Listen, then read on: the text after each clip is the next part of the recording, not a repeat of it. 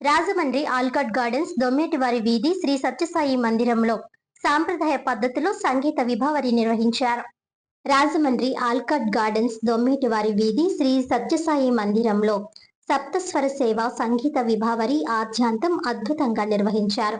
ఈ కార్యక్రమంలో ప్రణీత్ సత్యసాయి గాత్రం, వీణా ఆర్ లోకేష్ గాత్రం నిర్వహించగా, వి నితిన్ నిత్యహర్ష మృదంగం, CH Varun Ramesh violin, and Sai Pavan Kalyan కంజీరా, జి సాయి జగన్నాథరావు తబలా మీద వాయిద్య సహకారం అందించారు.